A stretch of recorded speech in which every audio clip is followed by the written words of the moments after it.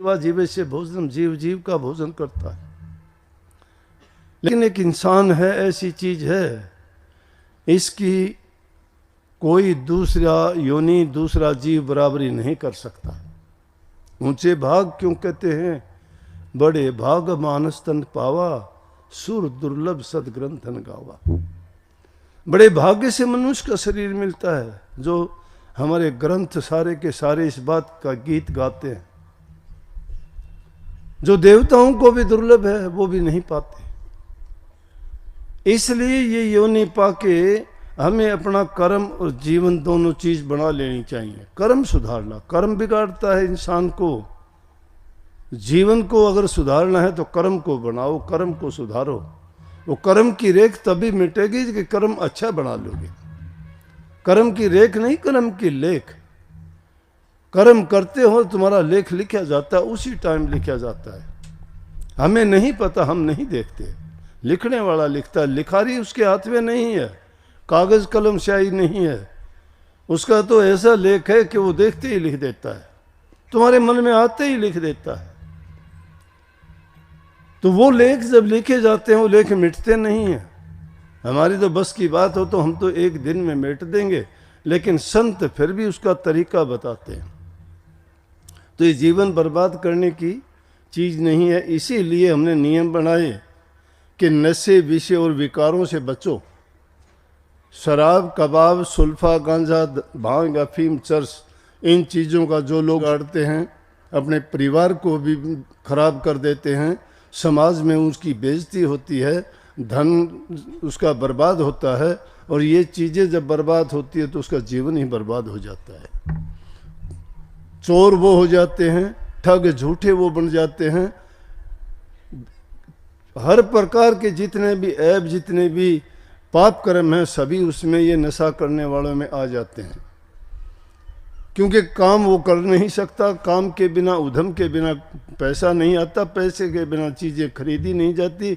जब चीज़ें नहीं खरीदी जाती, प्राप्त वो करना चाहता है, आदत उसकी बिगड़ी हुई होती हैं। कितने लोग जब वो आदत डाल लेते हैं, फिर वो आदत छूटती भी नहीं। तड़पते हैं, सिर पटकते हैं, दीवारों से मारते हैं, अपनी घर जमीन जायदाद बेचते हैं, और ये जुआ, शराब, कबाब, इन चीज़ों में पड़े हुए वो अपने घर के बच्चों तक बेचने के लिए तैयार हो जाते हैं। गिरवी रख देते हैं, घर वालों को पता तक नहीं होता। सब कुछ बर्बाद हो जाता है। वो जीवन कहाँ से जीवन सुखी होगा? ये नरदेही इसलिए नहीं मिली थी कि वो बर्बाद कर लें। आज की नौजवान पीढ़ी को देखते हैं, सुनते हैं, इतना पता हमें नहीं लगता, क्योंकि बाहर की दुनिया से हम इतने घुलते मिलते नहीं। आप जैसे सत्संगी जो बाहर समाज में जाते हैं तो देखते हैं, कोई बच्चा इंजेक्शन लगाता है, कोई गोलियां खाता है, कोई पता नहीं क्या स्मैक का नाम लेते हैं, कोई पाउडर चाटते हैं, कोई क्या क्या चीज़ें ऐसी चल गई। जो इन चीज़ों का सेवन करते हैं, उनके बेचारे यूँ समझो कि माँ बाप कितने दुखी होंगे। माँ बाप की पूंजी उसकी संतान होती है। संतान के लिए वो कष्ट, दुख उठाते हैं, मेहनत करते हैं, रात दिन कमाते हैं, और फिर सोचते हैं कि हमारी संतान बड़ी होकर अच्छी बनेगी, हमारी बुढ़ापे की सहायता करेंगे, हमारे कुल और वंश का नाम ऊंचा करेंगे। परंतु इन आदतों में पड़ के कैसे करेंगे? वो क्या करेंगे? बर्बाद कर देंगे। इसलिए महिमा कही है। और इन चीज़ों को, ये सुधार की चीज़ है। मैं नहीं मानता ये भक्ति है, मैं नहीं कहता, लेकिन भक्ति के रास्ते पर चलने के लिए पहली सीढ़ी है ये। जिस इंसान का चरित्र अच्छा नहीं है, जिसका जीवन सदाचारी नहीं है, अच्छे गुण जिस इंसान के चरित्र में नहीं है, वो किसी काम का नहीं है, वो कोई काम नहीं कर सकता। और जो इन चीज़ों से बच जाता है तो समझो कि उनके सारे ऐब उस अपने आप खत्म हो जाते हैं। और जो उन ऐबों को खत्म कर देता है तो उसके जीवन का सुधार अपने आप हो जाता है। इसलिए उन बुराइयों से बचे इंसान। वो नाम की दीक्षा देने से पहले हम सबसे पहले उनको यही कहते हैं कि आप इन बुरी चीज़ों से बचो। जब इन चीज़ों की शुरुआत हो जाती है तो जीवन तो बर्बाद हो ही जाता है, यहीं से हो जाता है। इसीलिए उनको सत्संग अच्छे नहीं लगते। सत्संग होता है सच्चाई का संग करना।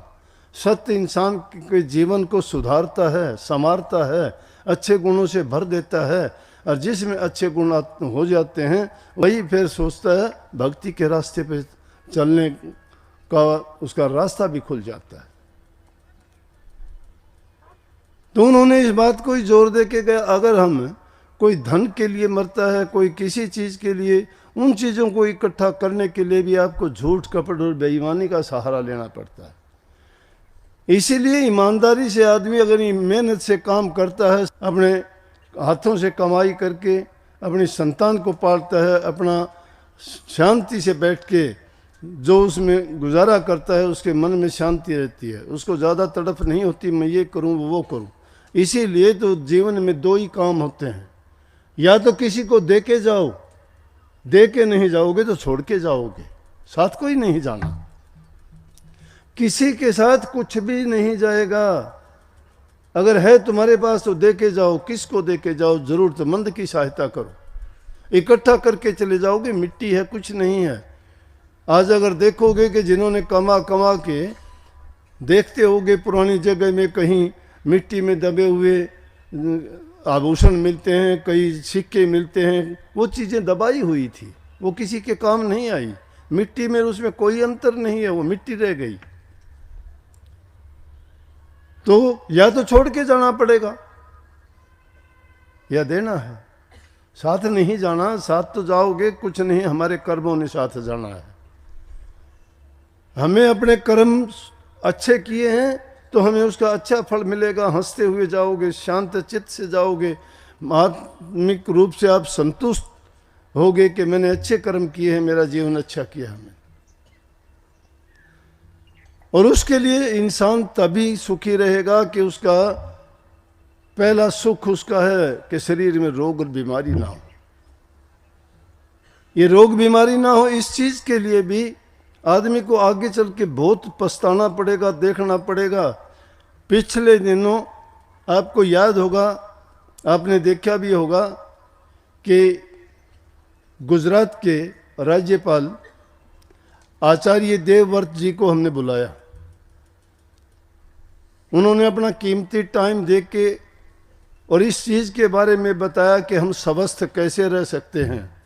इंसान का स्वास्थ्य नहीं है, उसके लिए सब कुछ खराब है, और स्वास्थ्य जब अच्छा है तो उसके लिए सब कुछ अच्छा है। स्वास्थ्य जिसका सही है, उसको किसी चीज़, कोई चीज़ ना भी मिले तो भी वो आदमी सुखी है।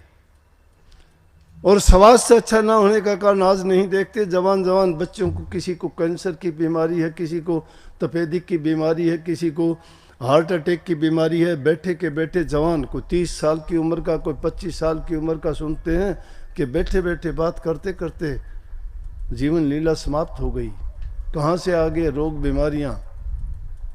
ये जहर हमने घोल दिया है, वातावरण को हमने जहरीला बना दिया, फल सब्जियों को हमने जहरीला बना दिया, अनाज जल दूध को हमने जहरीला बना दिया।